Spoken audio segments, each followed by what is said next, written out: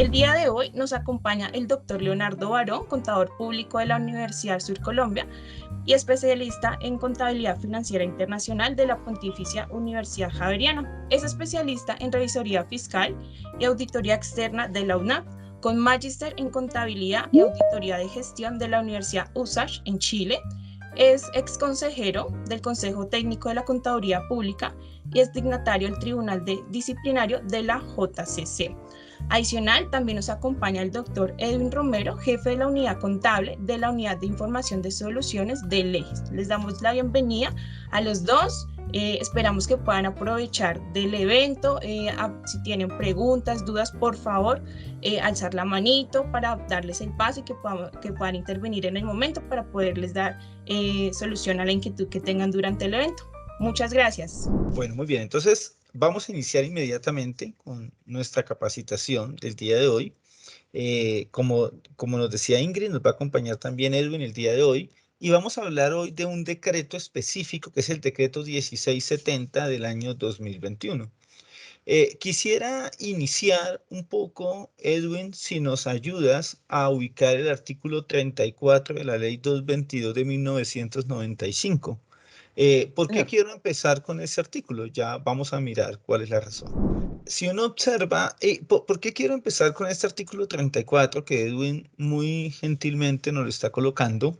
Porque muchas veces nosotros comenzamos a discutir, bueno, ¿y por qué yo llevo contabilidad? ¿Y por qué yo presento información financiera? Digamos que el por qué llevo contabilidad, pues está dado en el Código de Comercio, quien obliga a los comerciantes a llevar contabilidad. Eh, y digamos que ahí viene siempre la discusión de si la contabilidad es útil o es obligatoria, ¿no?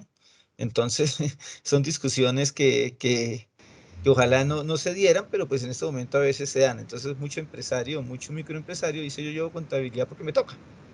Pero el artículo 34 adicionalmente nos va a imponer otra obligación y Edwin la tiene señalada en amarillo. Si tú nos quieres ayudar con la lectura, Edwin, te agradecería. Sí, señor. Artículo 34 de la Ley 222 de 1995. Obligación de preparar y difundir estados financieros. A fin de cada ejercicio social y por lo menos una vez al año, al 31 de diciembre, las sociedades deberán cortar sus cuentas y preparar y difundir estados financieros de propósito general debidamente certificados. Tales estados se difundirán junto con la opinión profesional correspondiente si ésta existiera. Primer inciso. Perfecto. Mire que aquí empezamos con con otra obligación. Entonces, vamos a decir que empezando por acá, vamos a mencionar que la información financiera tiene dos enfoques. La primera es aquella información que va para terceros, para externos, es decir, desde la empresa, desde la gerencia de la empresa hacia terceros. ¿Quiénes son esos terceros? Esos terceros son accionistas que no hagan parte de la administración. Ojo, que no hagan parte de la administración, cosa que no sucede mucho en las microempresas y pequeñas empresas. Dos, proveedores, prestamistas, todas esas personas que necesitan información y que la única información que encuentran de la compañía o de la persona natural es la información que está en los estados financieros. Entonces, a esos estados financieros le vamos a llamar estados financieros de propósito general. Y en Colombia existe una obligación, eso ya no es que si quiere o no quiere, sino una obligación de por lo menos una vez al año, y nos ponen la fecha de corte, al 31 de diciembre, las sociedades deben cortar sus cuentas y difundir esos estados financieros. Entonces, el que nos hable de estados financieros de propósito general se conecta con las normas de información financiera, porque las normas de información financiera son las normas para elaborar información financiera de propósito general. Eso como primera medida. Pero cuando yo hablo de estados financieros o información financiera de propósito general, es porque supondría que existe otra información financiera que no necesariamente es de propósito general. Entonces ya dijimos, la información financiera de propósito general es desde la empresa hacia afuera, incluyendo accionistas, pero accionistas que no hagan parte de la administración de la entidad. Ahora, tenemos otro tipo de información que no está regulada, no hay ninguna norma que la regule, y es la información financiera que no es de propósito general, que en el decreto 2649, que en paz descanse, hablaba y mencionaba que era la información financiera de propósito especial. Pues bien, la idea es que esa información financiera que no es de propósito general, pues no tiene que ser elaborada bajo las normas de información financiera, ni tiene que ser elaborada bajo los supuestos contables, sino que puede contener otro tipo de información. ¿Y por qué esto lo quiero decir? Esto lo quiero decir básicamente porque muchas veces las pequeñas y medianas empresas siempre tienen una duda o siempre tienen vamos a llamar una molestia, entre comillas, y es que muchas veces la gerencia o incluso la misma propiedad horizontal les impone la obligación de presentar información financiera mensual. Y entonces viene toda la confusión. La primera confusión, Edwin y amigos, es que cuando me dicen que tengo que presentar información financiera mensual, me tiendo a confundir en si la información financiera que debo presentar es la de propósito general elaborada bajo normas de información financiera comparativa, incluyendo todas las notas a los estados financieros, o si la que debo presentar es una información financiera que no es de propósito especial. Me tendré que poner de acuerdo con la administración que quiere, cómo lo quiere, a qué nivel de detalle lo quiere, qué es útil para él, porque vuelvo a insistir, es información diferente. La primera está arreglada, la primera tiene unas normas que se deben aplicar, mientras que la segunda es específica de acuerdo a las necesidades en este caso, de la gerencia, y no es de circulación, no es para enviársela a terceros, sino que es para propósitos administrativos. Y quiero empezar digamos, con esa insistencia, o quiero empezar con ese tema, porque es una consulta que en el ámbito profesional siempre se nos va a presentar. Entonces, Edwin, muchas gracias ahí por ese artículo 34 de la Ley 222 de 1995, porque ahí vamos a arrancar, ahorita vamos a mirar otros artículos de la Ley 222 de 1995, pero ahí quería arrancar, Edwin, desde esa obligación y desde esa separación de presentar información financiera de propósito general e información financiera que no es de propósito general. Y adicionalmente, Edwin, decirte y compañeros que están el día de hoy, que una cosa es la información de propósito general, la cual es más habitual en las grandes compañías, en empresas que están en bolsa, mucho menos en las pymes y muchísimos menos en las microempresas. Y otra cosa es la información interna, la cual puede tener cualquier periodicidad. No, vuelvo a insistir, no necesitamos que cumpla las normas. Le voy a poner un ejemplo. El gerente le puede decir a usted, por favor, todos los meses páseme un PIG, solamente el PIG. No se preocupe, usted le puede pasar solamente el PIG. Oiga, pero es que al PIG yo no quiero que me le ponga depreciación. No, pero es que la depreciación tiene que ir. No, es información para él. Entonces él puede decir, bueno, quítele la depreciación, pero es información para él. No quiere decir que usted a un tercero no le presente sin depreciación. No quiere decir que a un tercero haga lo que exactamente diga la gerencia, sino que ahí sí tiene que cumplir las normas de información financiera. Y por supuesto, esas normas de información financiera tienen que ir certificadas, como lo dice el artículo 37 de la Ley 222 de 1995, y tiene que ir dictaminada, como lo dice el artículo 38 de la Ley 222 del 95, al cual le vamos a pedir el favor a nuestro amigo Edwin que nos ayude con la lectura. ¿Te parece, Edwin? Me parece. Artículo 37, Ley 222 del 95, estados financieros certificados. El representante legal y el contador público, bajo cuya responsabilidad se hubiesen preparado los estados financieros, deberán certificar aquellos que se pongan a disposición de los asociados o de terceros. La certificación consiste en declarar que se han verificado previamente las afirmaciones contenidas en ellos, conforme al reglamento, y que las mismas se han tomado fielmente de los libros. El artículo 38. Estados financieros dictaminados. Son dictaminados aquellos estados financieros certificados que se acompañen de la opinión profesional del revisor fiscal o, a falta de este, del contador público independiente que los hubiere examinado de conformidad con las normas de auditoría generalmente aceptadas. Perfecto. Y miren que, gracias Edwin, miren que ya miramos el artículo 34, el artículo 37, el 38 de la ley 222 del 95, y ustedes dirán, pero si vinimos a hablar del decreto 1670, ¿por qué se metieron con la ley 222 de 1995? Bueno, un poco decirles que para nosotros es importante arrancar desde ahí, pero ya vamos a irnos metiendo en el decreto 1670. No se preocupen, ya empezamos a meternos allá. Estimado Edwin, voy a compartir pantalla en este momento. Perfecto. Muy bien, entonces voy aquí a presentar mi pantalla. Perfecto. Y vamos a empezar con una pregunta y es, ¿qué empresas tenemos en Colombia, no? Digamos que me parece importante que lo tengamos en cuenta porque a veces cuando hablamos de compañías, creemos que las únicas compañías que hay son Ecopetrol, la BP, ISAGEN, pero resulta que en el mundo empresarial, de acuerdo con cifras del Rubes del 2019, sí, están viejitas, pero nos pueden servir.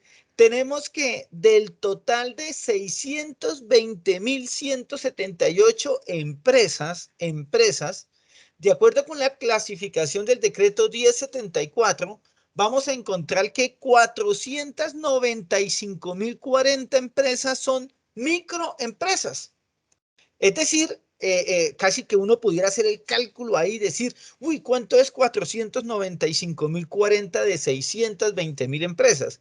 Bueno, vamos a encontrar un porcentaje demasiado alto de compañías que son microempresas. Esto de acuerdo con la ley 1074, no de acuerdo con el decreto 2420 del 2015, sino de acuerdo con la ley 1074, que clasifica a las empresas de acuerdo a sus ingresos y de acuerdo al sector en el cual pertenezcan. Entonces tenemos 495.040 empresas, microempresas. Es decir, que el mercado de los contables, incluso los clientes de las empresas grandes son las microempresas. Casi que alguien pudiera decir, posiblemente, no sé qué tan acertado, que las microempresas mueven la economía de una manera impresionante, impresionante. Pueden tener un impacto muy fuerte sobre el empleo, pueden tener un impacto muy fuerte sobre el tema de seguridad social y sobre muchos indicadores económicos. En segundo lugar, tenemos las pequeñas empresas que son 92.400, las medianas empresas que son 24.940 empresas y las grandes empresas que son 7.798 empresas. Entonces, el primer paso que encontró el Consejo Técnico, seguramente lo encontró, lo miró, lo tiene en su exposición de motivos, es que somos un mundo de microempresas. Las microempresas tienen necesidad de acceder al crédito, las microempresas tienen necesidades de sacar préstamos con terceros, pero, y también seguramente van a presentar información financiera de propósito general, la cual también es útil para esos terceros. Tenemos también otro dato, como para mencionárselos a ustedes, que del 100% de las empresas, el 86% son SAS, Sociedades por Acciones Simplificadas. Quiere decir aquí que el doctor Villamizar, que es uno de los, como de los artífices de que en Colombia existen las SAS, pues hoy puede sentirse demasiado complacido que el 86% de las empresas en Colombia son las SAS. Y claro, se volvió el sistema preferencial para crear compañías. Solamente en segundo lugar están las sociedades limitadas con un 8%, solamente con un 8%. Y miren que las SAS son mayoría no solo en las microempresas, sino también en las grandes empresas. Si usted observa, en las grandes empresas, las empresas que más se crean, incluso grandes empresas, son SAS. 4.418 de 7.798. Por supuesto, ahí el porcentaje no es el 86%. Ahí las sociedades anónimas tienen un punto importante, pero vamos incluso a observar que en las medianas empresas es donde tienen la mayoría también, 17.000. En las pequeñas empresas también tienen la mayoría con 72.000. Entonces, mire que un primer punto es, oiga, gran parte de las empresas que hay en Colombia, gran parte de las compañías se clasifican como microempresas. Y ojo, porque todavía me faltan las personas naturales, ¿no? Es decir, personas naturales que llevan contabilidad y que sean microempresas, pues bueno, no tengo el dato de cuántas son, pero si en las sociedades comerciales son 495.040 de 620.000, me temo que la cifra de personas naturales puede ser muchísimo mayor. Estimado Edwin, ¿algún comentario sobre este cuadro o cómo lo ves? No, definitivamente el país, y no solamente Colombia, sino creo que también a nivel internacional la tendencia es la misma, es un mundo de microempresas, de emprendimientos, de pequeños empresarios tratando de sacar adelante su familia, brindando empleo a otros que de pronto no tomaron la decisión de emprender, pero definitivamente es un mundo de microempresas. Las grandes empresas, pues, serán las más representativas en el sentido de conocimiento, de que son las más visibles, pero creo que lo que es el empleo y el aparato productivo del país están en las micro y pequeñas empresas. Y usted, Edwin, me gustó una frase que usted mencionó porque resulta que leyendo estudios, uno cree que es que en Estados Unidos la situación es diferente, que en Alemania es diferente, que en China o en la India es diferente, y resulta que esto es una tendencia mundial, como usted lo dice. Las microempresas es lo que más hay a nivel internacional.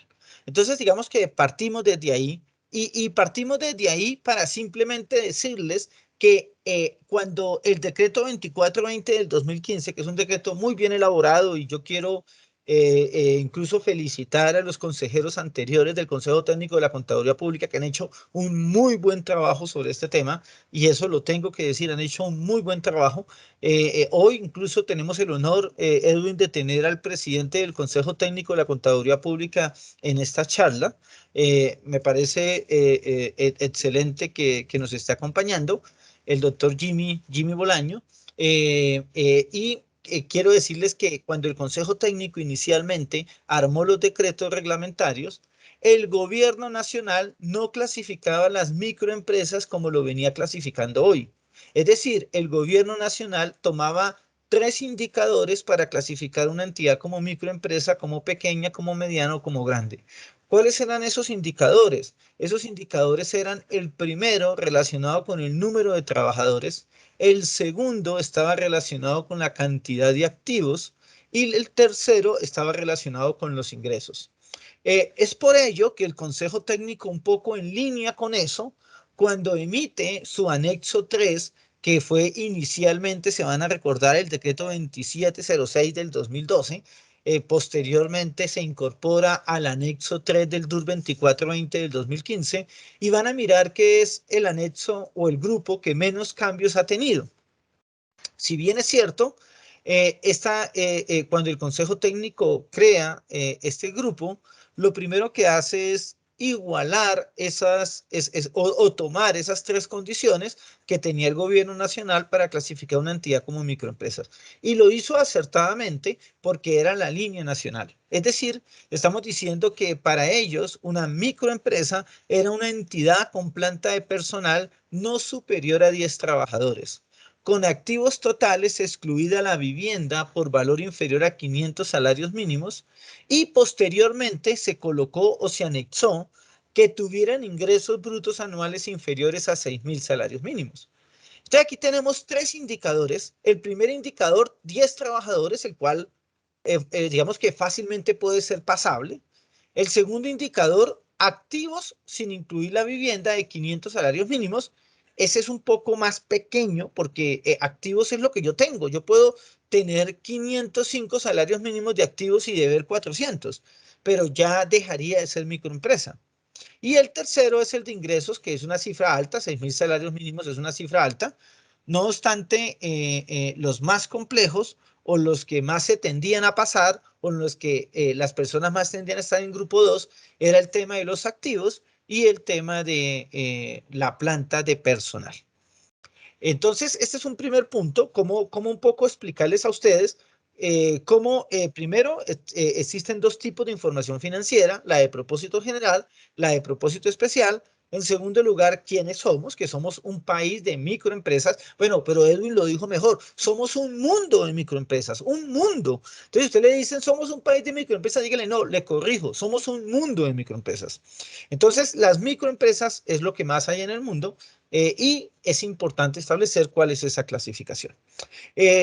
Aquí voy a empezar con una clasificación que da la UNTAD, porque yo les quiero decir que el organismo que elabora información financiera tiene una teoría y es que deben existir solamente dos grupos, por decirlo de esa manera, los que aplican NII plenas y los que aplican NII para las pymes. No obstante, vamos a encontrar que la misma IASB emitió una guía para microentidades o para microempresas que aplicaran las NII para las pymes. Entonces, mire que observamos que a pesar de que hablan de dos normas, pues existe como otra guía adicional para las microentidades.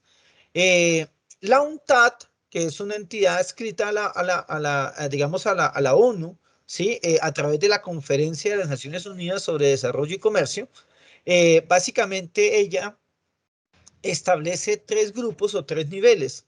Dentro de ese nivel 3, ellos lo llaman directrices para la contabilidad e información financiera de las pequeñas y medianas empresas de CEPIMES y habla de un nivel 3. Y ellos mismos definen ese nivel 3 y dicen, mire, ese nivel 3 son entidades más pequeñas, no pone valores, sino que suelen estar administradas por su propietario y tienen pocos empleados o ninguno. El método que se propone es un sistema sencillo de contabilidad en valores devengados, ojo, en valores devengados, siempre en causación, basado en las normas internacionales de contabilidad, pero estrechamente vinculada a las transacciones en efectivo. Los órganos normativos nacionales podrían permitir con carácter excepcional que las empresas recién creadas o recientemente integradas en la economía utilicen una contabilidad de caja.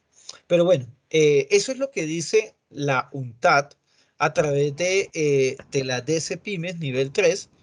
Por supuesto, lo adecuado es que toda la contabilidad se lleve bajo el sistema de causación, bajo el devengo, en eso estamos de acuerdo, pero queremos decirle que esta modificación o esta clasificación de 10 trabajadores, 500 salarios mínimos y 6.000 salarios mínimos de ingresos, pues no había sido revisada y el Consejo Técnico del año anterior lo quiso hacer. Para hacerlo, el Consejo Técnico hizo unos ejemplos. Yo lo que hice fue copiar esos ejemplos, traerlos aquí y un poquito mostrarles a ustedes el por qué y luego vamos a mirar cuáles son esos impactos que va a tener en nuestra norma. Entonces, en primer lugar, el por qué. Entonces, vamos a encontrar que aquí ponemos o ponemos un ejemplo de tres empresas. La primera de ellas es una empresa que tiene un solo trabajador, tiene ingresos de 1.000 salarios mínimos y tiene activos de 600 salarios mínimos. Miren que esta empresa con un solo trabajador, con ingresos de 1.000 salarios, pero con activos de 600, ya está obligada a aplicar NII para pymes. La razón por la cual tiene que estar aplicando NII para pymes es porque sus activos pasaron de 500 a 600 salarios mínimos. La empresa número 2 tiene 11 trabajadores, la misma cantidad de ingresos, pero menos salarios, menos activos. Mire que a pesar de que tiene menos activos, pues también tiene que aplicar NII para pymes, porque en este caso tiene 11 trabajadores. La única forma de que esta empresa aplicara NII para microempresas es que tuviera 9 trabajadores, que tuviera 499 salarios mínimos de activos y que tuviera 5.999 salarios mínimos de ingresos. Es decir, la empresa 3 vende más que la empresa 2 y que la empresa 1. No obstante, la empresa 2 y la empresa 1 tendrían que aplicar NII para pymes y la empresa 3 tiene que aplicar normas para microempresas. Obviamente esto no es una crítica, digamos, no pretende ser una crítica a lo que se estableció, sino que lo que pretende es observar lo que pasaba en la práctica. Habían empresas que vendían más, pero tenían menos activos y menos trabajadores que aplicaban microempresas y otras empresas que vendían menos, pero necesitaban más activos o tenían más trabajadores y pues tienen que aplicar NII para las pymes. Pues digamos que esa situación hace que a veces se repiense cómo deben aplicarse las cosas. También, pues vamos a mirar que hubo un cambio en la forma como el Estado veía a las pequeñas y a las grandes empresas. Y aquí le pediremos también un favor a Edwin para que si nos ayuda buscando esa norma del decreto 1074 para mirar la clasificación de las empresas. Le agradeceríamos mucho que cuando de pronto Edwin la tuviera contactado, no la dijera para un poco mostrarla a las personas. ¿Les parece? La del decreto 957. Sí, sí, señora, así es. Así es. Listo, ya la busco. Listo. El caso 2 es, en este caso que te ponemos como caso 2, pues también tenemos aquí 3 compañías, incluso una aplica ni plenas, la otra aplicaría ni pymes y la otra también aplicaría ni plenas. Básicamente, bueno, aquí sí el número de trabajadores es mucho mayor y bueno, de pronto se puede sustentar y uno pudiera decir si deberían aplicar una norma diferente. Listo, ya la tengo ubicada. Perfecto, entonces apenas termine esta diapositiva, la miramos. Entonces, en el caso número 3, vemos que incluso personas, como vemos aquí la persona 1, 2, la empresa 1 y la persona 2, vamos a decir que una persona crea una compañía y el crear una compañía para recibir, no sé, para recibir arriendos, por ejemplo, casi que ya la situaban ni para pymes y el caso de muchas empresas que se creaban para arrendar bienes era que tenía que aplicar la norma de propiedades de inversión y la norma de propiedades de inversión en la NIP para pymes, que es la sección 17, pues ella tiene una preferencia hacia medir al valor razonable con cambios en resultados. En la práctica lo que sucede es que las empresas no lo hacen, las empresas dicen que no se puede medir el valor razonable de manera fiable, cuando en la práctica sí lo pueden hacer, dicen que eso tiene costos o esfuerzos desproporcionados, y en la práctica uno dice, pues de nada nos sirve tener una norma que diga que se tiene que medir el valor razonable y que todo el mundo termine midiendo el costo, o que termine creando un valor razonable que no sea real. Entonces, a veces a esas cosas hay que pensarlas porque muchas veces los activos que yo coloco en esa empresa superan los salarios mínimos, es decir, como en este caso, 600 salarios mínimos, y pues ya solo por eso la entidad tendría que aplicar NIF para las pymes. Pero miremos el decreto que nos menciona Edwin. Yo le llamo 1074, Edwin 957. Básicamente el 1074 es el DUR del Ministerio de Comercio, Industria y Turismo, y el decreto 957 pues se incorpora al DUR, 24, al DUR 1074. Pero adelante, estimado Edwin. Sí, aquí tenemos el decreto 1074, que es el único reglamentario del sector comercio, y en el año 2019 ese decreto fue adicionado con un capítulo 13 a su título primero, que tiene que ver con los criterios de clasificación de las micro, pequeñas, medianas y grandes empresas. Y nos va a decir este decreto que su ámbito de aplicación es en general para todos los ámbitos, por así decirlo, salvo en sus 3 parágrafos. Es decir, estos 3 parágrafos nos presentan algunas excepciones a la aplicación de este decreto. Y finalmente, llegamos a la sección 2 de este capítulo, y específicamente este artículo del 22.1.13.22, que nos define cuáles son los rangos para clasificar y definir el tamaño empresarial, y nos dice que únicamente se va a tomar como un criterio de clasificación los ingresos anuales por actividades ordinarias de las entidades. Y también, aparte de los ingresos, nos toca tener en cuenta el sector económico al que pertenece la entidad. Y el decreto comienza a decir, bueno, para el sector manufacturero pueden haber micro, pequeñas, medianas empresas que, dependiendo de su nivel de ingresos de actividades ordinarias, para el caso del sector manufacturero, microempresa, pues tendrán que tener cuando mucho, porque son inferiores o iguales, 23.563 VTs. Y con ese mismo criterio, dependiendo del sector, tenemos para cada uno un valor determinado de VTs que clasifican a las empresas de los diferentes sectores en micro, pequeñas y medianas. Este artículo tiene un parágrafo que dice que será gran empresa aquella que tiene ingresos por actividades ordinarias anuales superiores al rango para la mediana empresa. Es decir, que en este caso, para el sector comercio, si una empresa obtuvo, una empresa obtuvo más de 2.160.692 VTs, pues ya no será mediana empresa, sino será gran empresa. Y también nos dice que para aquellas empresas cuya actividad principal no corresponda exclusivamente a uno de los sectores que se mencionaron, pues se aplicarán los del sector manufacturero. Y aquí tenemos, pues en esta obra de Legisexperta, un cuadro donde nos resume eso, en valores, ya actualizado para el año 2022. En este caso tomamos la VT del año 2021, porque el decreto mismo dice que son los ingresos de actividades ordinarias al 31 de diciembre del año anterior, es decir, que para el año 2022 aplica la VT del año 2021. ¿Listo, doctor Leonardo? Estimado Edwin, quiere decir que anteriormente, con una ley que se había creado para clasificar estas empresas, el gobierno había autorizado bueno, o mejor dicho, el Congreso de la República había autorizado al gobierno para que a través de decreto reglamentara quién era gran empresa, pequeña empresa, mediana empresa, microempresa. Pero mientras el gobierno regulaba, pues él había establecido esos criterios que le había mencionado de activos, ingresos y número de empleados. Pero miren que con este decreto, que es el decreto que nos menciona Edwin, que creo que era el 967, estimado Edwin. 957 de 2019. 957 del 2019, miren que con ese decreto 957 el gobierno se toma esa facultad reglamentaria y al tomarse esa facultad reglamentaria, pues entonces ya no aplica lo que decía la ley, sino que ahora aplica este decreto. Por ello, entonces, que muchas empresas cuando se iban a registrar en la Cámara de Comercio les decían, ¿usted es microempresa? Sí, es microempresa por el número el monto de los ingresos. Muy bien.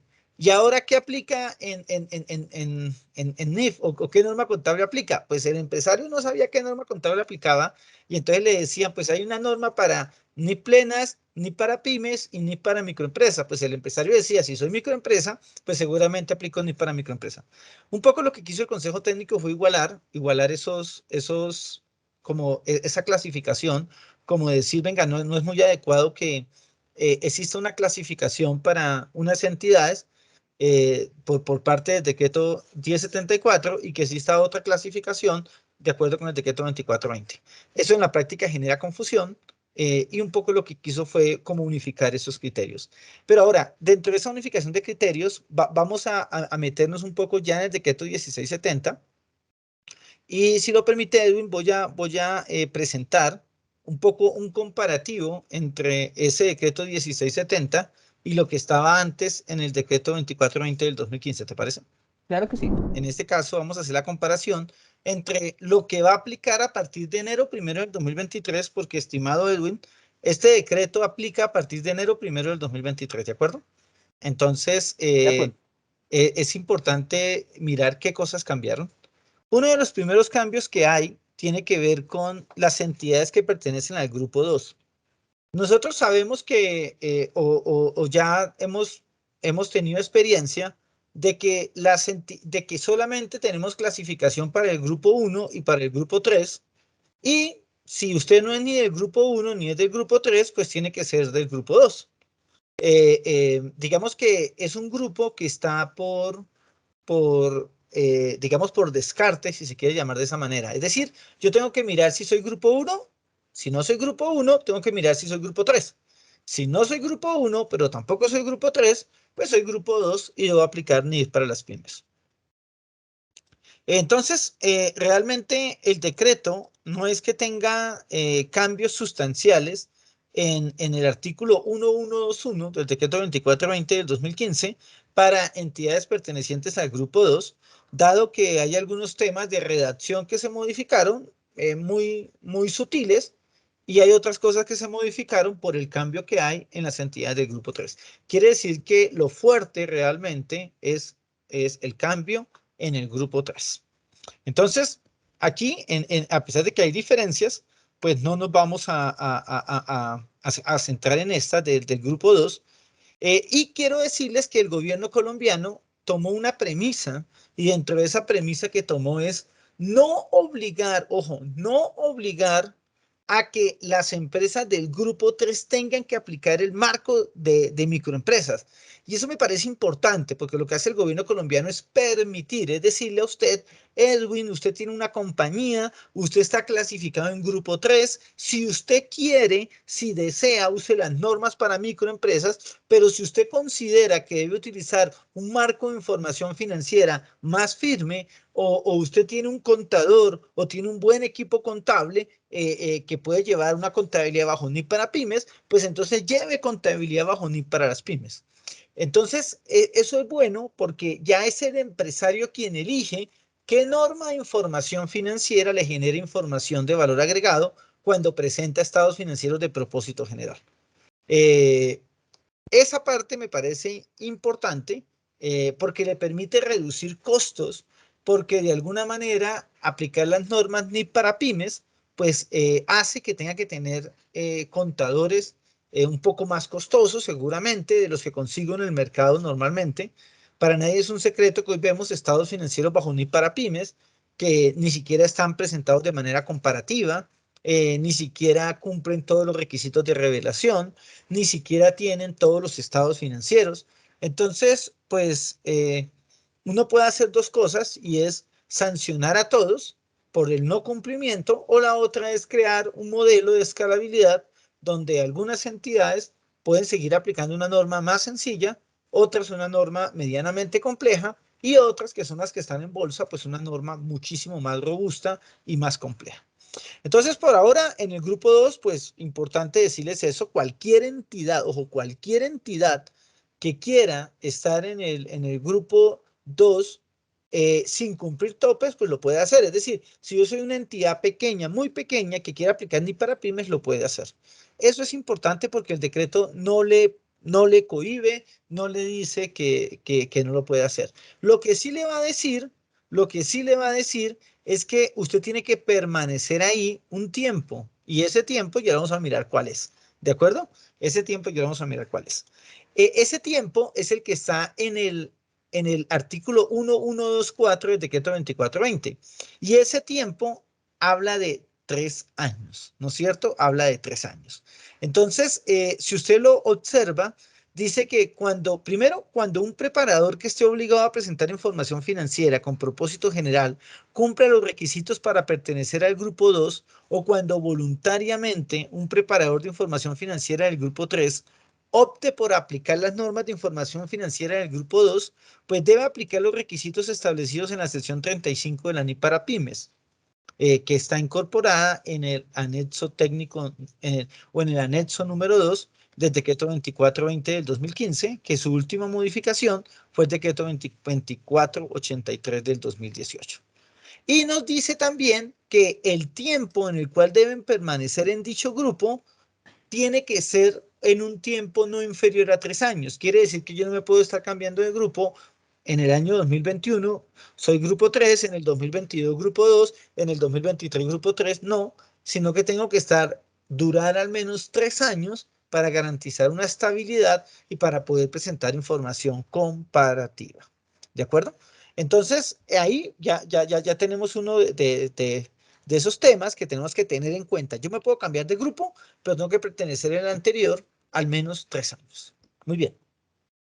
Metámonos entonces ahorita aquí ya con un poco más de candela y es ¿cuál es el marco de información financiera para entidades que pertenezcan al grupo 3?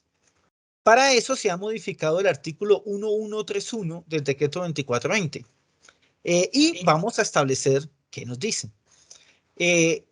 Nos arranca diciendo que hay un anexo, que es el anexo 3, para entidades que conforman el grupo 3, pero que usted puede usar el anexo 2. Digamos que eso ahí me parece importante, porque muchas personas van a decir, pero ¿cómo así? Si yo tengo NIP para pymes montadas y ahora terminé siendo una microempresa, me toca volver a cambiar de grupo, me toca volver a hacer políticas contables, me toca volver a hacer un proceso de adopción de la norma, y la respuesta es no. Si usted es NIP para pymes y quedó clasificado como microempresa, pues usted simplemente sigue aplicando su NIP para pymes sin hacer absolutamente nada. No tiene que hacer absolutamente nada, simplemente seguir llevando la norma NIP para las pymes.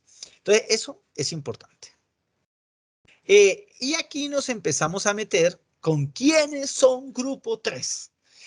Edwin, vamos a mirar quiénes son grupo 3 y vamos a establecerlo. Creo que tú tienes en Legis Experta este decreto 1074. No sé si nos lo quieras mostrar a través de la plataforma Legis Experta para los clientes de Legis, si te parece. Sí, señor. O cuando lo tengas a la mano, no lo dices, porque pues también hacía quemarropa tampoco, ¿no? Pero aquí ya lo Listo, tengo listo. listo. Ah, ¿ya lo tienes listo, me dices? Ya lo tengo listo, sí, señor. Ah, entonces si quieres, compártenos, ya voy a dejar de compartir y lo vamos a leer desde Legis Experta para ver qué cosas, digamos, pues han... Bueno, en Legisexperta tenemos el artículo 1131, que fue modificado por el decreto 1670 del 2021, pero como este decreto es aplicable a partir del 1 de enero del 2023, nosotros tenemos el artículo que actualmente es vigente, es decir, el que fue traído del decreto 2706 del 2012. Y adicionalmente tenemos el nuevo artículo. Entonces, leamos el artículo anterior. Artículo 1131, este es del DUR 2420 del 2015, Marco Técnico Normativo de Información Financiera para las microempresas. Se establece un régimen simplificado de contabilidad de causación para las microempresas conforme al marco regulatorio dispuesto en el anexo 3 del presente decreto. Dicho marco regulatorio establece, además, los requerimientos de reconocimiento, medición, presentación e información a revelar de las transacciones y otros hechos y condiciones de los estados financieros con propósito de información general. Volvemos nuevamente al término de propósito de información general, que son aquellos que están dirigidos a atender las necesidades generales de información financiera de un amplio espectro de usuarios que no están en condiciones de exigir informes a la medida de sus necesidades específicas de información. Bueno, este artículo, pues simplemente se dice que se está estableciendo un marco de información financiera para el grupo 3 de microempresas, pero no está diciendo aquí, no está diciendo quiénes son las microempresas. Nos dice que nos vayamos al anexo 3. Y ahora viene la nueva versión que es vigente o aplicable desde el 1 de enero del 2023. Y me dice, marco técnico normativo de información financiera denominado normas de información financiera para entidades pertenecientes al grupo 3. Los preparadores de información financiera con propósito general que conforman el grupo 3 deberán aplicar la norma de información financiera del anexo 3 de este decreto. Sin embargo, podrán optar por aplicar la norma de información financiera del anexo 2 en los términos de los artículos 1121 y 1124. El grupo 3 corresponde a las personas naturales y jurídicas obligadas a llevar contabilidad, a quienes sin estar obligados a llevarla pretendan hacerla valer como prueba, y a las microempresas que se clasifiquen como tal de conformidad con lo establecido en el capítulo 13 del título 1 de la parte 2 del libro 2 del decreto 1074 del 2015. Básicamente es el que estamos viendo hace unos minutos sobre los ingresos de actividades ordinarias por sector. Y ese decreto 1074 es el decreto único reglamentario del sector comercio, industria y turismo, siempre y cuando cumplan con la totalidad de los siguientes requisitos. 1. No mantener inversiones en instrumentos de Pero, patrimonio. estimado Edwin, me parece Señor. importante entonces que, porque no, ahí donde tú lo tienes, perfecto, ahí tú, mire que amarramos con el decreto 1074 del 2015, que era lo que todavía has leído, que lo primero es que se iguala o se intenta igualar y se dice, primero, ya no se van a tener en cuenta ni el tope de activos ni el tope de número de empleados, ¿no? Sino que ahora se va a establecer un solo criterio, que es el de ingresos, ¿no es cierto? Adelante, porque adicionalmente hay que cumplir otros requisitos, ¿no? Sí, señor. Hay que cumplir Dale. la totalidad. El primer requisito es cumplir con ese tope de ingresos para ser microempresa según ese decreto. Y adicional, hay que cumplir la totalidad de los siguientes requisitos. 1. No mantener inversiones en instrumentos de patrimonio, en subsidiarias, negocios conjuntos o asociadas. 2. No estar obligados a presentar estados financieros combinados, consolidados o separados. 3. No realizar transacciones relacionadas con pagos basados en acciones. 4. No mantener planes de beneficios postempleo por beneficios definidos. 5. No ser una cooperativa de ahorro y crédito. Y un sexto, que es básicamente el mismo que ya habíamos visto, no obtener ingresos de actividades ordinarias que superen los topes para microempresas de acuerdo al sector al que pertenezcan, conforme lo establecido en el decreto 1074 del 2015, que es el decreto único reglamentario del sector comercio. Nos trae un parágrafo. Dice, las nuevas entidades que se constituyan podrán permanecer en el grupo 3 y aplicar la norma de información financiera del anexo 3 de este decreto hasta por un periodo de 3 años, aún en el evento de no cumplir los requisitos estipulados en el presente artículo. Ese es el nuevo artículo 1131. Perfecto. Mire, Edwin, cómo aquí es importante, si quiere, ahorita voy a poner una diapositiva, si me lo permite, o ibas a presentarnos ahí algo más. No sé.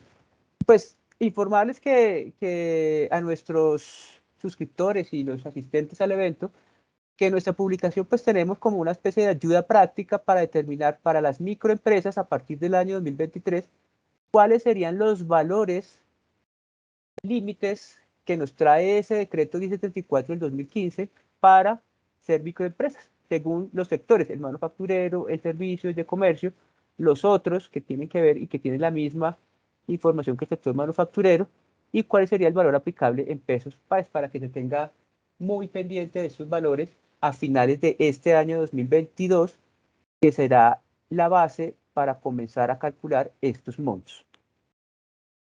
Perfecto, Edwin. Me parece muy importante. Voy a colocar aquí una diapositiva como voy a compartir entonces. Sí, señor. Muy bien, entonces aquí en esta diapositiva realmente están los requisitos que nos menciona Edwin.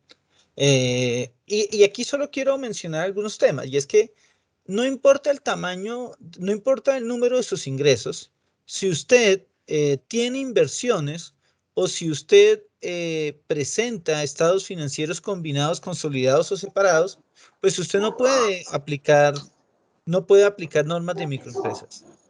¿Cuál es la razón? Pues de que ya usted es una entidad que es un poco más compleja, y al ser una entidad un poco más compleja, pues va a tener que aplicar una norma un poco más robusta. Vamos aquí también a observar, digamos que a pesar de que ya tenemos una primer talanquera, y es que si yo soy una empresa que tiene inversiones en otra, me toca necesariamente aplicar ni para pymes, ¿no es cierto?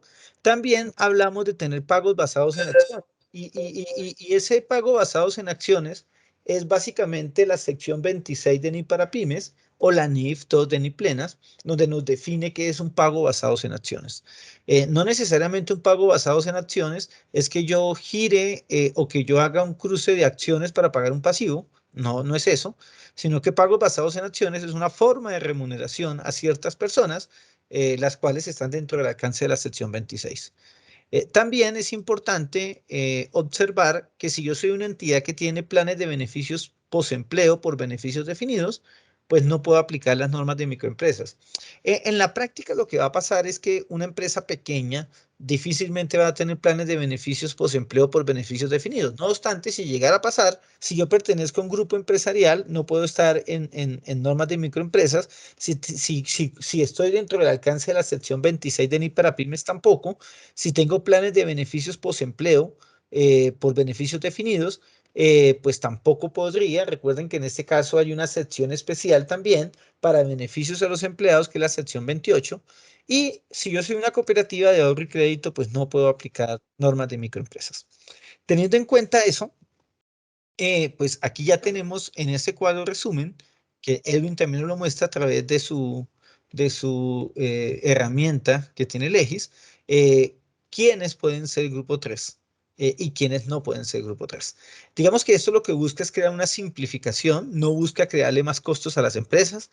Para que nos quede claro a todos, no es obligatorio que usted se tenga que pasar del grupo 2 al grupo 3, no es obligatorio, y al no ser obligatorio, lo que le va a generar es una reducción en los costos, porque usted no tiene que volver a invertir. Si usted es una entidad que no ha podido con la NI para pymes o tiene información que no le presenta a los bancos, tiene una información muy sencilla, pues usted puede llevar una contabilidad, digámoslo así, en unos términos más prácticos y menos costosa. Doctor Leonardo, perdón, lo Sí, interrumpo. Sí. La señora Ángela Patricia Cero nos pregunta que si con el cambio tenemos un cambio de estimación o política material en el cambio de normas que realice, ¿debo realizar una reexpresión de estados financieros? Lo que pasa es que las normas del grupo 3 no contemplan ese tema de la reexpresión de estados financieros. Yo creería que una de las cosas que tiene que hacer el Consejo Técnico de la Contaduría Pública va a ser crear como un lineamiento para que las personas puedan hacer esa transición. ¿Que es un cambio de política contable? Sí, es un cambio de política contable, que tendrá que quitar algunas cosas que había reconocido que bajo la norma de microempresas no era necesario, sí. No obstante, yo diría que en una entidad pequeña, en una microempresa, pues yo creería que son pocos los ajustes para pasar del grupo 2 al grupo 3.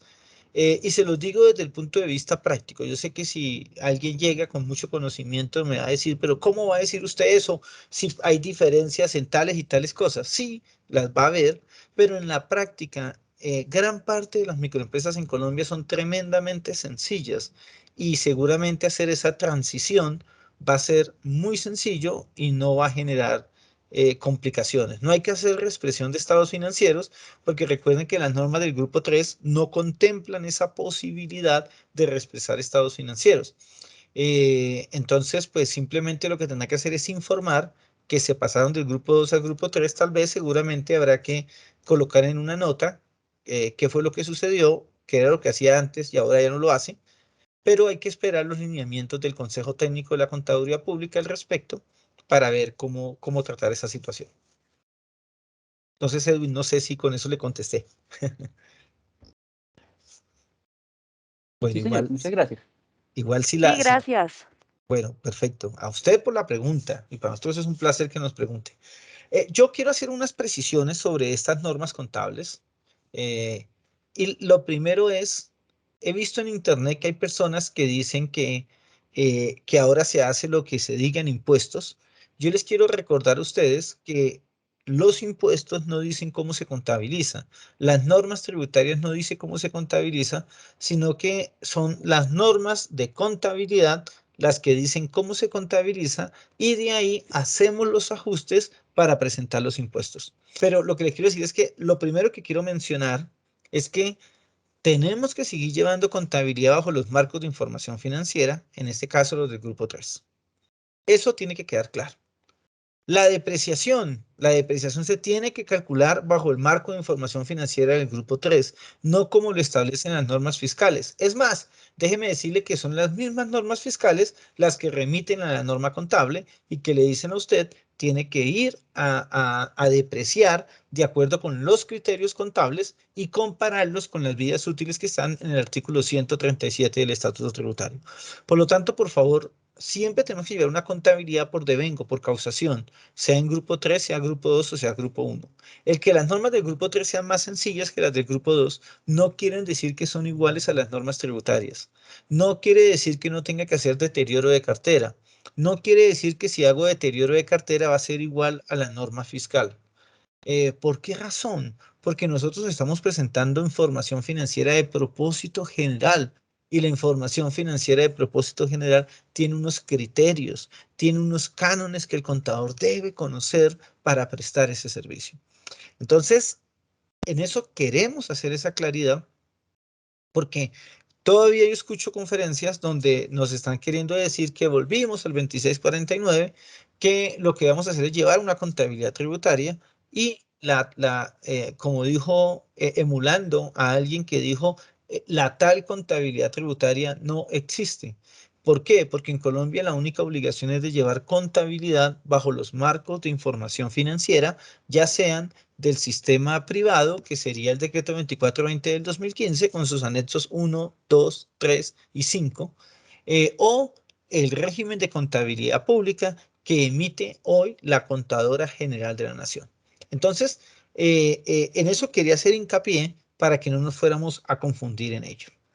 Yo le hago una pregunta a Edwin. Edwin, nosotros en Legis Experta podemos encontrar el anexo número 3 del decreto 2420 del 2015. Sí, señor, sí lo podemos encontrar.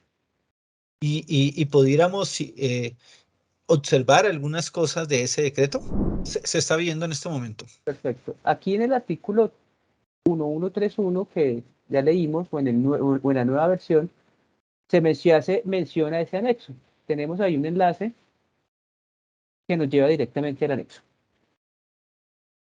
Perfecto. Muy bien. ¿Y qué es la idea? La idea es que miremos así por encima algunos criterios de ese decreto, de ese anexo 3, Edwin. Sí, es que me parece importante que lo podamos como mostrar para, primero, indicarle a las personas que no es que sea una contabilidad tributaria, segunda, que tampoco es el decreto 2649, y la tercera, que es una contabilidad que seguramente el Consejo Técnico con el paso del tiempo tendrá que alinearla más a las NIP para pymes y crear el esquema que tiene IASB, donde tiene NIP plenas, NIP para pymes y unas guías para microentidades. Entonces, Disculpe, doctor Barón, el señor Abraham tiene la mano levantada. don Abraham Niño, si usted nos da el placer de escucharle, adelante. Profesor Leonardo, buenos días y buenos días para todos los participantes. Profesor, a ver si de pronto fuera posible que nos repitiera esos conceptos anteriores. Yo los traté de copiar, que me parecen muy importantes, donde dice que siempre una contabilidad debe ser de causación, es decir, que no la vamos a homologar a la tributaria ni tampoco vamos a volver al decreto 2649, ¿no? Así es. Sí, digamos, la intervención anterior, que me parece muy importante ese tema. Bueno, Gracias. vamos a ver si me acuerdo de lo que dije, ¿no? Pero si no, nos va a tocar repetir la grabación. No, mentiras. Básicamente, pero me parece importante lo que tú estás comentando, Abraham, porque es bueno hacer hincapié en ello, ¿de acuerdo? Entonces, miremos que el primer punto en el cual nos vamos a parar es que el anexo 3 del decreto 2420 del 2015 es una contabilidad de causación, es una contabilidad de devengo. Es una contabilidad que no es igual a las normas tributarias que están establecidas en el estatuto tributario. Es decir, no es igual. Eso quiero que quede claro, porque entonces hay personas que dicen, ah, bueno, entonces la diferencia en cambio, entonces ahora no la contabilizo, sino que lo hago como dice la norma tributaria. No, la norma tributaria manda en la declaración de renta, la norma contable, pues es norma contable. Claro, va a tener menos exigencias que la norma ni para pymes, pero sigue teniendo exigencias. Mire, Edwin, cómo en la herramienta que tiene puede subrayar, copiar, bueno, hacer muchas cosas. Y aquí donde en el párrafo 237, Edwin nos está subrayando que una microempresa debe elaborar los estados financieros usando la base contable de causación. Y eso pues es importante, aunque la norma tributaria también lo maneja, pues la norma tributaria tiene unos procedimientos que son de alguna manera que difieren respecto de lo que está en el anexo 3. Eso quiere decir que vamos a seguir teniendo diferencias, vamos a seguir teniendo diferencias en deterioro de cartera, vamos a seguir teniendo diferencias de pronto en depreciación, aunque eso pues hay que revisarlo, por supuesto.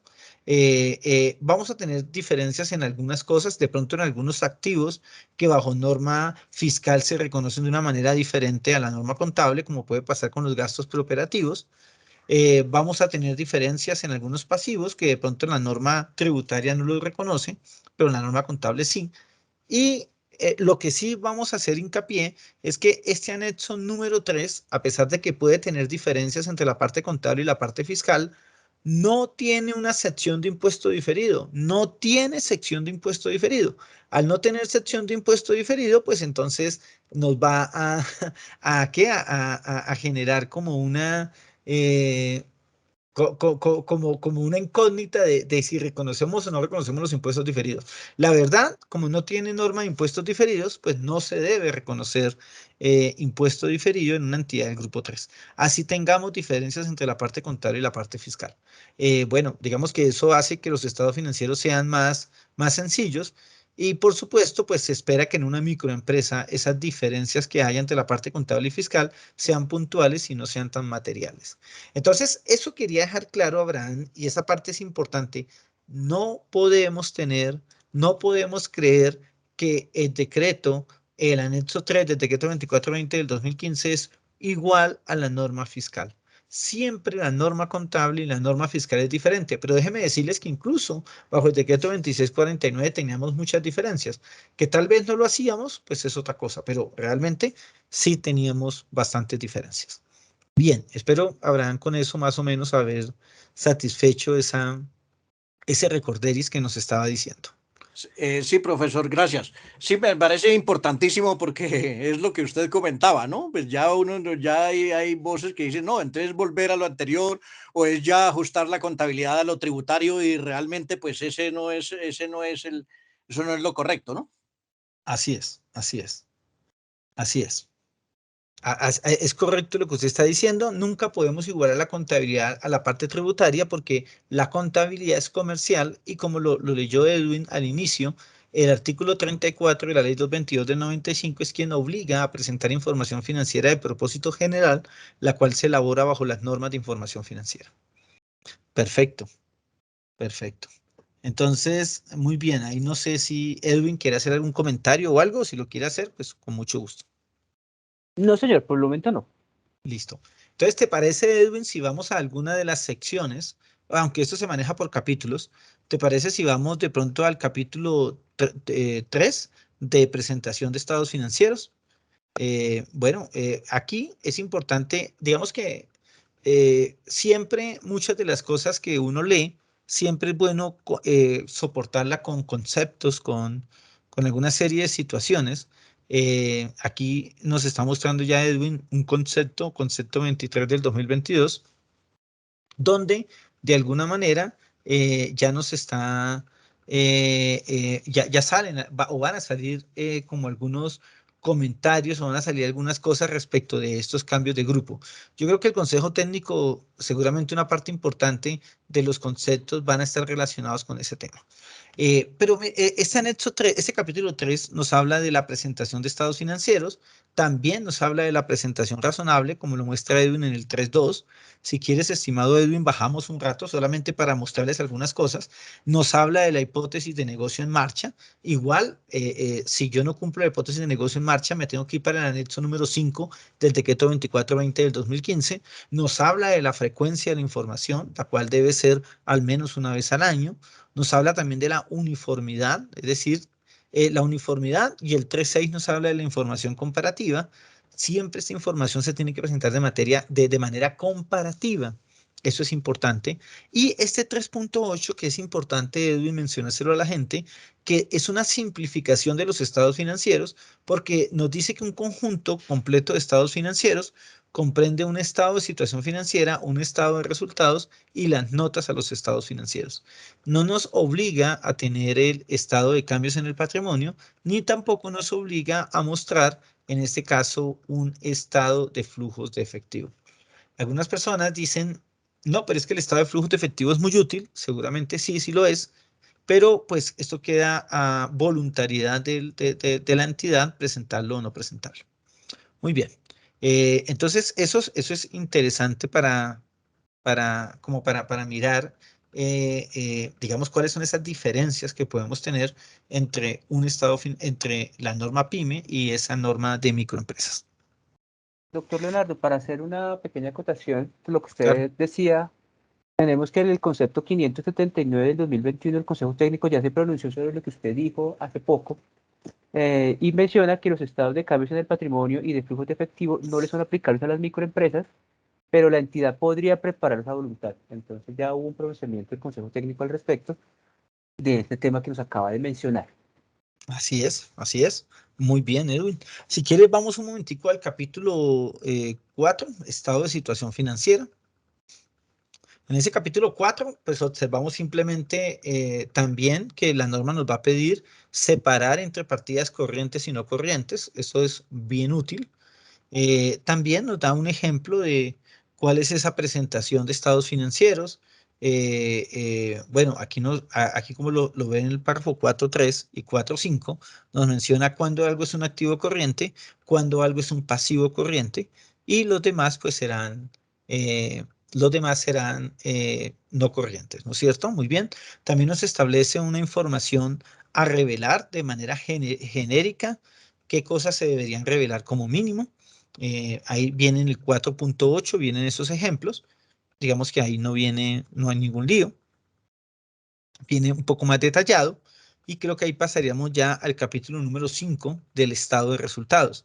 Aquí no se maneja estado de resultado integral, no hay otro resultado integral tampoco, sino que en la estructura del estado de resultados, pues simplemente nos da algunas referenciaciones donde nos habla, aquí sí nos definen el 5.3 que es utilidad bruta, eh, digamos como para tener una explicación adicional. Es corto este capítulo 5 realmente. Si quiere pasamos al capítulo 6. Capítulo 6 nos va a hablar de inversiones y en las inversiones pues nos va a hablar casi que todo eso se hace al costo eh, y casi todo se va a hacer al costo histórico y pues esto también genera como una facilidad para aquellas entidades que tengan inversiones, no necesitan medirlas al valor razonable, eh, y no existe la opción tampoco de medirlas al valor razonable. Parece que es muy estricta esta norma en el aspecto de simplemente todo lo mide al costo histórico, y tal vez eso hace que si usted tiene acciones o inversiones en acciones que cotizan en bolsa y usted quiere medirlas, quiere mostrar su valor razonable, pues va a tener que aplicar NIF para las pymes. Muy bien, vamos al capítulo 7 también. En el capítulo 7 se menciona que son cuentas por cobrar. También vamos a mirar que se amarra el costo histórico, y las cuentas por cobrar se van a medir al valor nominal.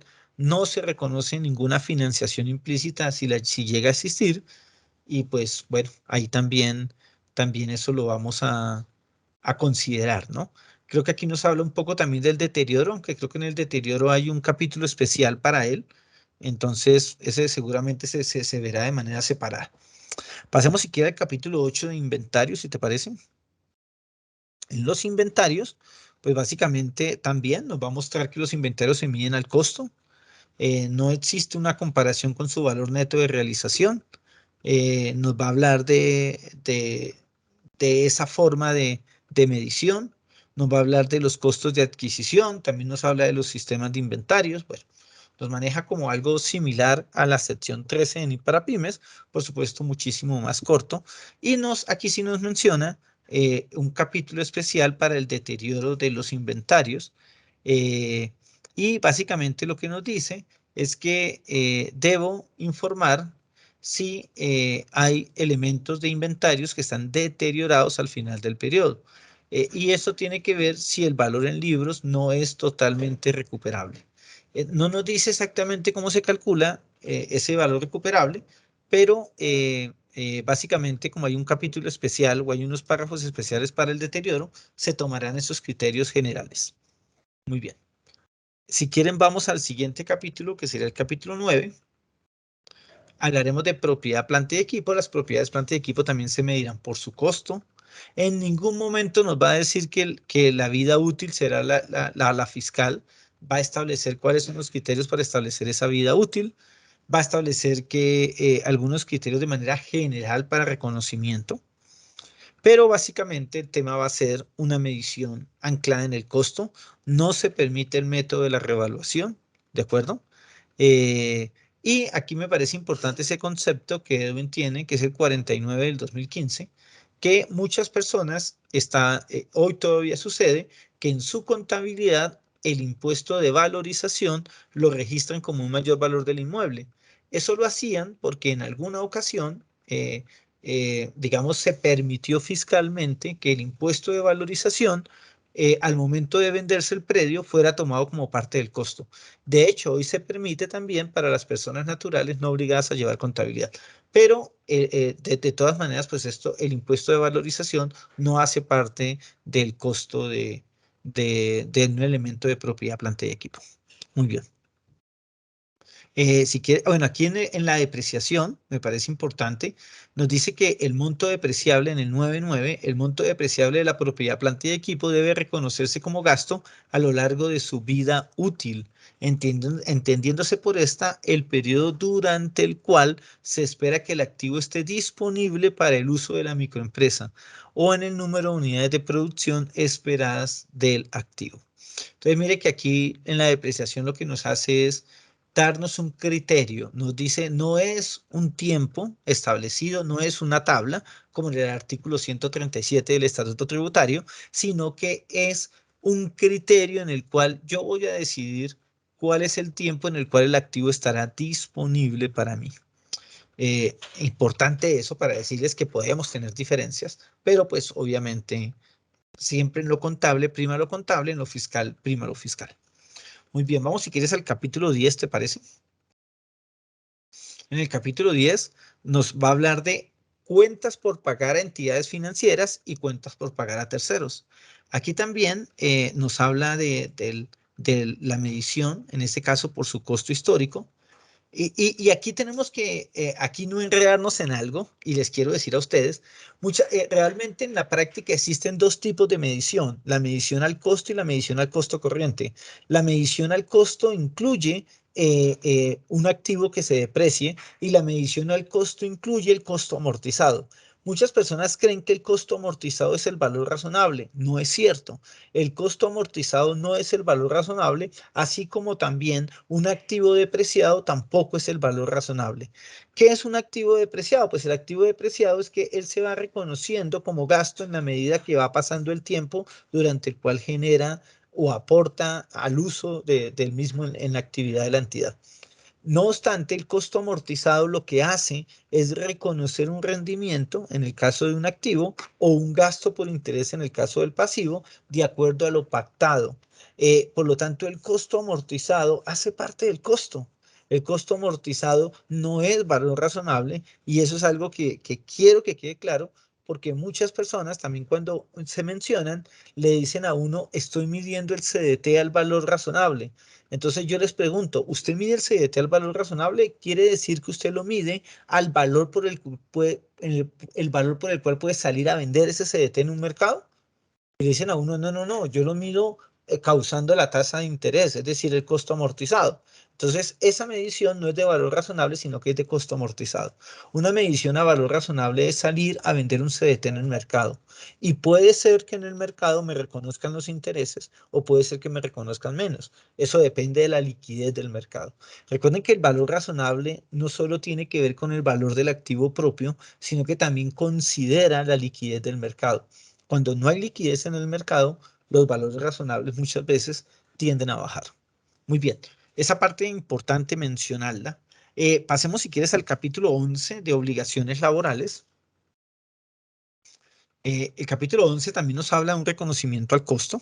Nos da algunos ejemplos de obligaciones laborales a corto plazo, cómo se miden esos beneficios a corto plazo que están en los párrafos 11.3, 11.4 en adelante.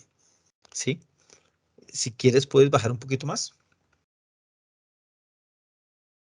Listo, entonces tenemos bueno, igual, el 11.6, cómo se presentan los estados financieros, pero acá se centra exclusivamente en los beneficios de corto plazo. Si la entidad tiene beneficios de largo plazo, pues tendrá que usar como unas políticas contables que le permiten hacer esa medición. Pasemos al capítulo 12 de ingresos. Es un capítulo bien interesante.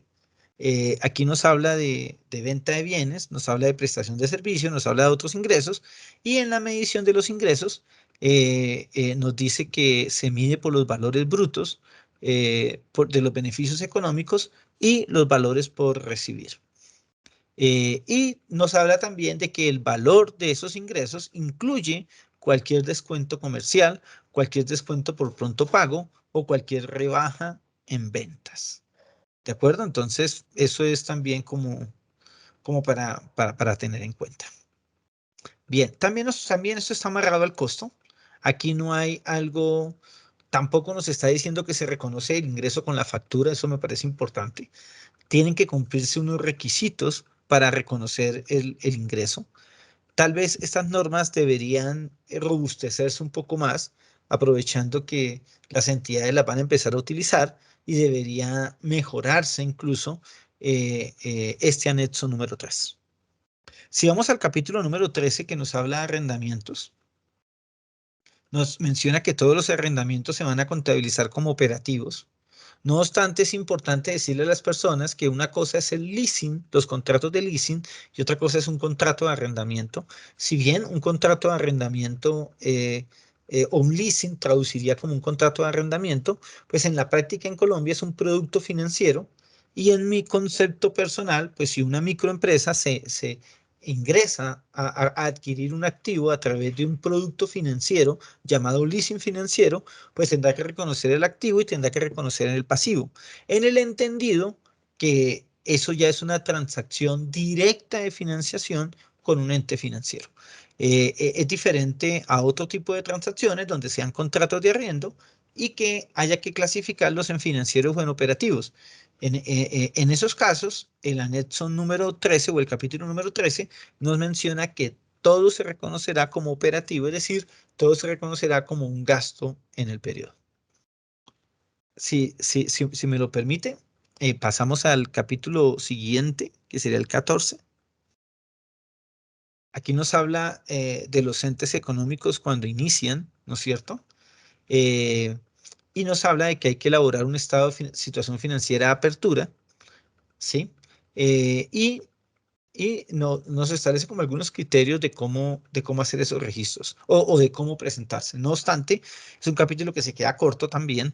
Creo que no nos da muchas luces al respecto.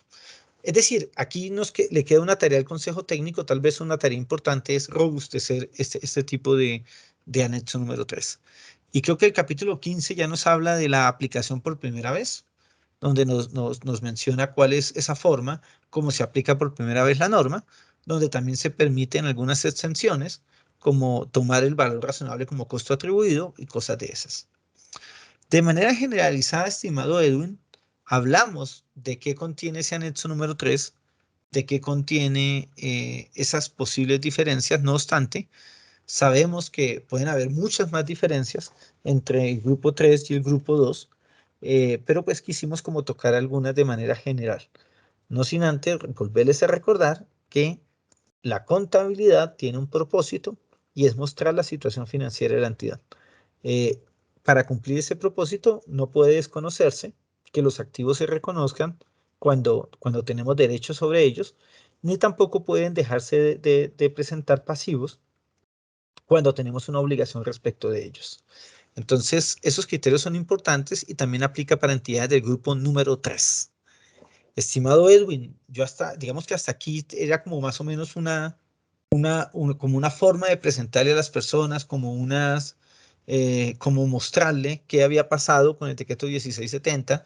Empezamos de dónde viene, luego nos fuimos un poco qué pasaba hoy y luego comenzamos a hacer como una comparación tal vez demasiado rápida de este tema. Creo que es un tema que vale la pena seguir estudiándolo y seguir mejorándolo. Pero bueno, son temas que apenas vamos a empezar a trabajar. A veces uno quisiera o uno creería que al Consejo Técnico le llegan más consultas del grupo 3 que del grupo 2, pero uno se encuentra que muchas veces quienes terminan preguntándole al Consejo Técnico son las copropiedades de alguna manera y casi que en segundo lugar, pues algunas entidades que son ni para pymes o ni plenas. Casi normas de microempresas, creo que se reciben pocas consultas, no sé si por lo sencillo que es, o tal vez porque nos está faltando más rigor en la aplicación de ese anexo número 3. Estimado Edwin, tienes ahí como la palabra por si quieres aportar algo más. Bueno, pues primero que todo agradecer a todos nuestros asistentes el día de hoy, al doctor Leonardo Barón, por esta explicación tan sencilla sobre este decreto. Y simplemente adicionar que aceptar de que el decreto es vigente a partir del 1 de enero de 2023.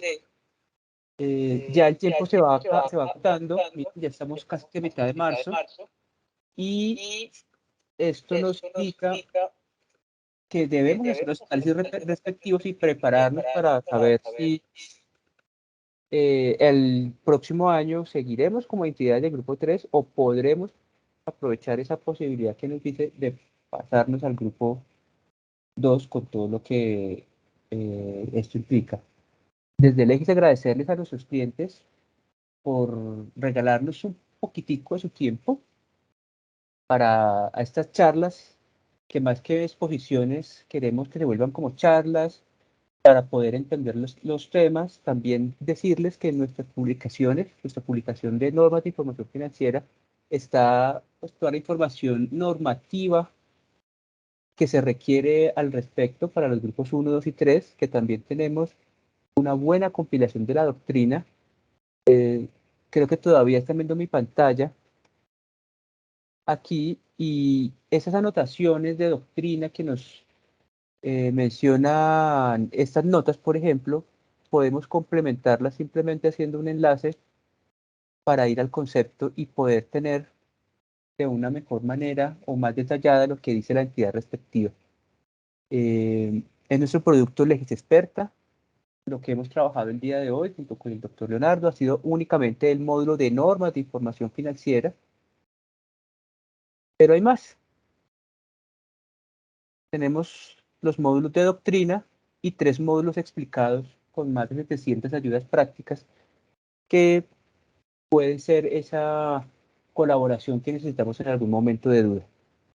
Invitarlos a todos nuestros asistentes a el evento que se realizará la próxima semana en horas de la tarde, el 16 de marzo, con nuestra división de capacitaciones APELEGIS, en la cual nos acompañará también el doctor Leonardo Barón con un tema importantísimo de mucha aplicación, que es la importancia del revisor fiscal y los aspectos prácticos de este profesional en la propiedad horizontal, que no es un tema menor, porque muchos, y sobre todo ahora en la última, en los últimos tiempos, la explosión urbana, la cantidad de construcciones que se están haciendo son propiedades horizontales, porque uno lo que ve en el horizonte cuando sale son conjuntos y edificios enormes, y entonces no es un tema menor. Muchos de esos conjuntos no son solamente residenciales, sino tienen sus locales comerciales, el supermercado, un ARA, un D1, y eso le convierte ya en sujeto obligado de tener revisor fiscal. Por eso no es un tema menor, es un tema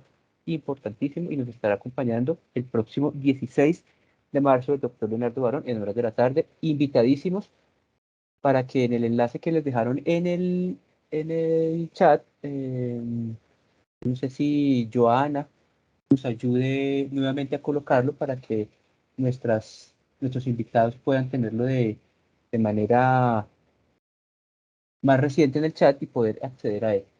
Entonces, no siendo más, le agradezco mucho al doctor Leonardo, le agradezco mucho a nuestros asistentes, a nuestros clientes, son nuestra razón de ser, y muchísimas gracias. Veo que el señor Abraham levantó la mano. Adelante, señor Abraham. Sí, gracias nuevamente. Profesor Leonardo, pues aunque eso no debería ocurrir en la práctica, pero pues vemos que realmente, que en la realidad sí existe. ¿Cuál sería la recomendación, por ejemplo, para una entidad que realmente, de acuerdo a la clasificación anterior, correspondía que era grupo 2, pero existen, como le digo, no debía ser, pero existen, que no han hecho, digamos, absolutamente nada para estos temas, ¿cierto? Y de pronto también, como usted los decía, son unas entidades muy pequeñas, entonces los efectos, digamos, de la aplicación de la NIF del grupo 2 no serían significativos, pero de acuerdo a esta nueva clasificación ya sería grupo 3. Entonces, ¿cómo sería la forma de, como de formalizarse, en cierto, ya acogiéndose al grupo 3 sin haber, digamos que entre comillas, como haber hecho alguna gestión que correspondía cuando estaban catalogadas como grupo 2? No sé si si me hago entender, profe. No, muy claro su pregunta y muy clara su inquietud. De hecho, pues una vez lo que le dice a las entidades es, pues si usted no ha hecho nada, pues ya faltando un año, pues no vale la pena ya que lo haga, ¿no? Ya esperar y aplicar las normas del grupo 3. No obstante, lo que sí es importante es llevar una buena contabilidad. Muchas entidades fallan en eso, es decir, no es lo mismo tener una diferencia de criterio por el uso del costo amortizado o por el uso de un valor razonable de algo que no es significativo, a tener fraudes en la contabilidad o a tener información falsa o a tener información errónea. Entonces, aquí siempre hay que guiarnos por la materialidad. A veces hay entidades estresadas porque tienen que traer el valor presente de los préstamos a los empleados. Eso es algo que no es material en muchas empresas. Habían entidades estresadas por la medición de un derivado financiero que se vendía rápido o que duraba solamente 2 meses o un mes y que no tenía un valor importante. Entonces, aquí siempre hay que tener presente la materialidad. Yo estoy casi seguro que en una entidad pequeña, los efectos de las normas de información financiera pues no deberían ser tan grandes. Y a veces terminaba más siendo un tema de simplemente contratar a un tercero para que le ratificara que no tenía diferencias importantes. O que simplemente los errores que tenía o las diferencias que tenía eran temas de errores contables, los cuales tampoco tienen que ver por un cambio en la política contable. Es decir, tener una cuenta por cobrar falsa no es un tema de la NIF o de la norma tributaria o del 2649. Tener un pasivo inexistente, tener un pasivo que no es, pues tampoco lo es. Tener una máquina que se adquirió sin factura, pues eso ya son otro tipo de problemas. Digamos que en la vida práctica existen muchísimas situaciones que hacen que a veces la contabilidad no pueda reflejar esos hechos económicos de una manera adecuada, pero ese ya no es un problema como tal de la norma, sino que termina siendo más un tema de otras situaciones. Ahora, hay entidades que son honestas, no tienen ningún problema, financiera, solamente que no ha aplicado ni para pymes. Realmente hacerlo seguramente hubiera sido casi igual a lo que están presentando hoy, pero pues lo que yo les diría es que esperen el 2023 y acójanse pues ya a las normas de microempresas. Ese sería mi consejo, Abraham. Profesor, muchas gracias, muchas gracias. No sé si de pronto me vuelva a ir reiterativo, pero estamos ahí como dentro del tiempo de antes de las 10.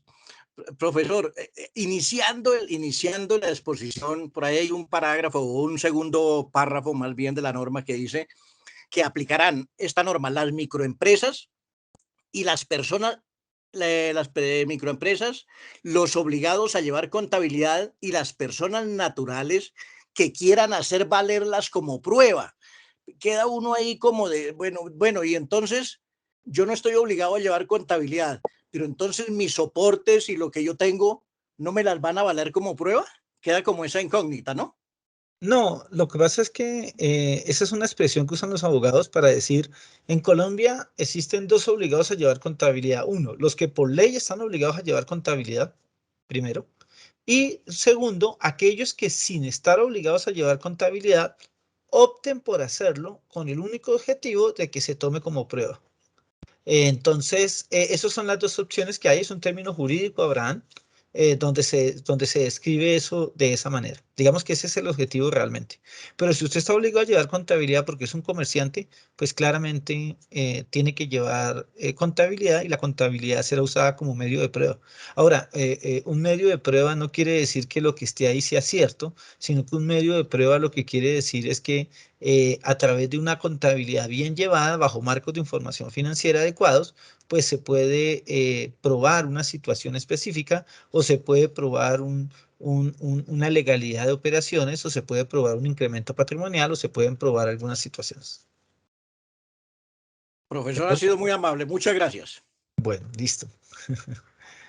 Entonces, estamos en manos ya de los organizadores. Ustedes deciden qué podemos hacer. Bueno, de pronto si existe algún invitado con alguna inquietud para aprovechar estos últimos minuticos, o si no existen inquietudes, daríamos por finalizado el evento. Estoy yo aquí atento para dar la palabra. De hecho, a mí me gustaría que tal vez si nuestro presidente del Consejo Técnico de la Contaduría Pública de pronto nos estuviera escuchando en este momento, si pudiera como saludarnos estaríamos muy felices de que eso pasara. Doctor Jimmy, no sé si está en este momento aquí en la reunión. Sí, Leo, por acá estoy. Pues doctor Bienvenido, doctor Jimmy, Jimmy. lo invitamos a que nos ponga la cámara, por favor. Muchas personas, es importante que conozcan al presidente del Consejo Técnico de la Contaduría Pública, doctor Jimmy Yay Bolaño Tarra, es un samario, ¿no es cierto, Jimmy? Barranquillero, pero casi Samario. Bueno, listo. No, y es un poco, Jimmy, hoy lo que estábamos hablando y nos gusta que esté aquí porque un poco, yo decía que había unas tareas por parte del Consejo Técnico que sería bueno que se realizaran y para nosotros es un placer que tú estés aquí, que más que sabemos que no es por tener ninguna capacitación, sino realmente por escuchar a las personas y eso es casi que es lo más importante, escuchar a las personas, las preguntas que hacen, porque de ahí te salen muchas ideas para el Consejo Técnico de la Contaduría Pública. Muy placentero tenerlo aquí con ustedes. Creo que Edwin lo iba a saludar también y no lo dejé, Edwin, qué pena. Sí, no, pues, desearle que se encuentre muy bien. Eh, el día de ayer nos comentaron que tenía algunos pequeños problemas de salud, unos que se hayan superado Sí, poco a todavía, poco. todavía estoy. Y Adelante, adelante. sí, no, y pues que igual de todas maneras el evento nos hizo mucha falta ayer. Señor, muchas gracias. Aún sigo incapacitado, estoy un poco como débil, pero bueno, gracias a Dios saliendo adelante. Y sí, como dijo Leonardo, la idea es poder tener información de primera mano, ¿verdad? De la comunidad contable. Y Legi, pues, nos ofrece estos espacios que nos ayudan a recopilar información que nos sirve de base para los proyectos que tenemos en el Consejo. Entonces, de verdad agradecemos mucho estos espacios. Incluso antes de formar parte del equipo del Consejo Técnico, pues siempre que tenía chance o apartaba tiempo, pues participaba en estos espacios. Muchas gracias, Edu, y muchas gracias, Leo. Y a todos los compañeros que están acá, pues recordarles que el Consejo es una comunidad de puertas abiertas y allá tenemos redes sociales, tenemos distintas formas para que se comuniquen con nosotros. Gracias, Jimmy. Para nosotros es un placer tenerle acá. Y usted es un buen profesional, un gran ser humano, y es importante que esté en estas lides aquí dirigiendo el Consejo Técnico, labor que no es fácil, pero nada queda difícil, ¿no es cierto? Todo uno sale adelante gracias a Dios y gracias a que la misma comunidad lo va retroalimentando, que eso es lo más valioso que hay, como tú lo dices. Aquí incluso nos están haciendo una pregunta, nos hicieron una pregunta, creo que es Juan, donde nos dice que si podemos hablar un poco de los descuentos por pronto pago que se le otorgan a los clientes, que si se registran como menor valor de los ingresos.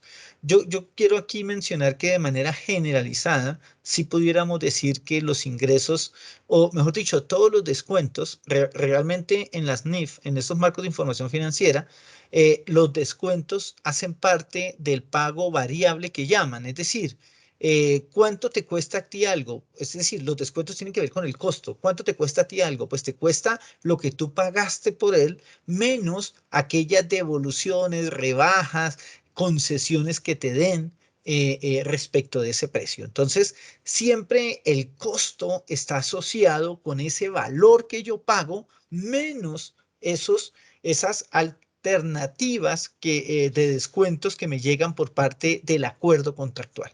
Entonces, si yo como vendedor otorgo descuentos, esos descuentos van a ser menor valor del ingreso.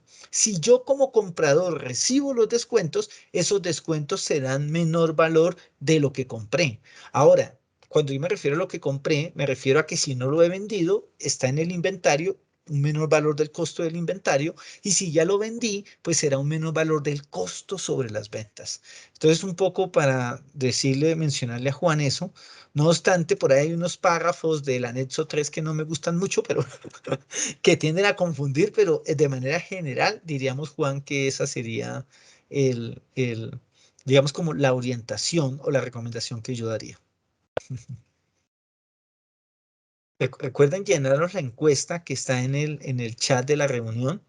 Es importante para Legis responder estas encuestas. Digamos que de alguna manera nos sirven a nosotros para retroalimentarnos y adicionalmente, cuando usted coloque su dato, le van a pedir un email y a ese email se le va a enviar las memorias del evento. Entonces, los invitamos a que llenen esa encuesta y a que pues sigan participando con todos los eventos en los que usted pueda participar. Estos 2 horas que usted le dedicó le van a servir para su vida, le van a servir para aclarar muchos temas o para simplemente reafirmar muchas cosas que usted ya tenía claro. Muchas gracias. Doctor Barón, muchísimas gracias. También a nuestros asistentes, yo también les pido el favor de que nos ayuden con la encuesta para, como decía el doctor Barón, para repavimentarlos, para ser mejores, para que esta carretera sea cada día mejor y ustedes se vean beneficiados con eso. Entonces, nuevamente agradecerles desde el EGIS. Es importantísimo contar y saber que tenemos nuestros clientes satisfechos y espero que esta capacitación haya sido de toda la utilidad para lo que se nos viene pronto, porque ya este año ya va volando. Y ese 1 de enero de 2023 de que nos hablaba el doctor Barón del decreto 1670 ya está respirándonos muy cerca, muy cerca. Sí, así es, así es. Entonces, bueno, muchas gracias a todos. Muchas gracias a todos. Por favor, les recuerdo nuevamente que dentro de 8 días, el miércoles, tenemos nuevamente al doctor Leonardo Barón en la tarde con el evento de propiedad horizontal y revisor fiscal.